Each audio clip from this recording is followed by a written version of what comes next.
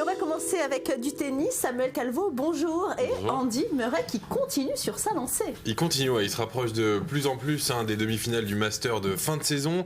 Il a dû se battre comme un lion contre son adversaire, le redoutable Kei Nishikori. Le japonais numéro 5 mondial qu'il avait battu en quart de finale du dernier US Open a fait preuve d'une fois de plus d'une résistance hors du commun. Et le numéro 1 mondial aura eu besoin de plus de 3h20 de jeu en 3 sets.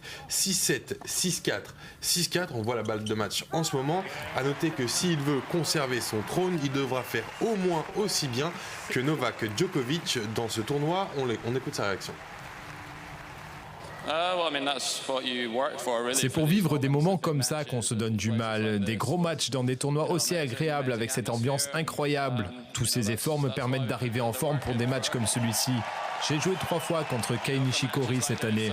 On a joué 5 heures à la Coupe Davis, 4h30 à l'US Open et 3h20 aujourd'hui. Donc ça a été une année difficile entre nous.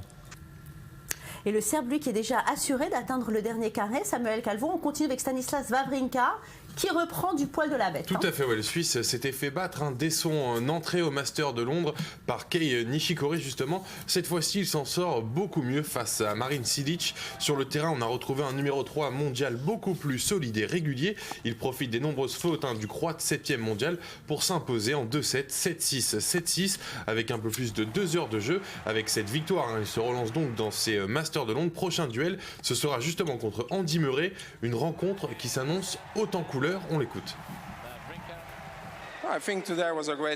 Je pense avoir bien joué ce match, je suis très content de ma performance. Surtout que c'était un match important, c'est le dernier tournoi de l'année et c'est un rêve de jouer au Master de Londres. Je veux donc essayer d'en profiter et en tout cas je me donne un maximum pour remporter des matchs.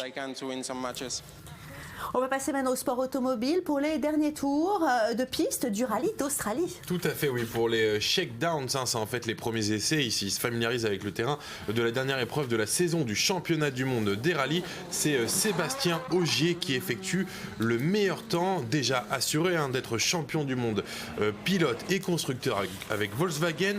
Le Français prouve qu'il veut, quoi qu'il arrive, finir en beauté.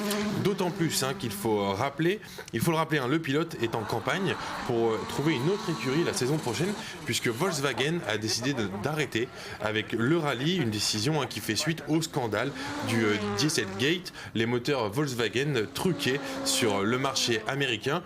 Donc on ne sait pas encore où va atterrir Sébastien Ogier. En tout cas, c'est triste pour Volkswagen qui arrête. Je ne pense pas qu'il va manquer de propositions. Merci beaucoup, évidemment. Samuel Merci. Calvo. Restez avec nous dans quelques instants. Notre grand angle, vivre malgré son handicap, vivre malgré les souffrances et essayer de vivre normalement. De surcroît, c'est le challenge de ceux qui essayent de vivre leur passion malgré leur déficience physique. Dans le grand angle, vous allez découvrir ceux qui nous donnent des belles leçons de vie. Vous allez voir, alors ne bougez pas, je reviens dans une poignée de minutes.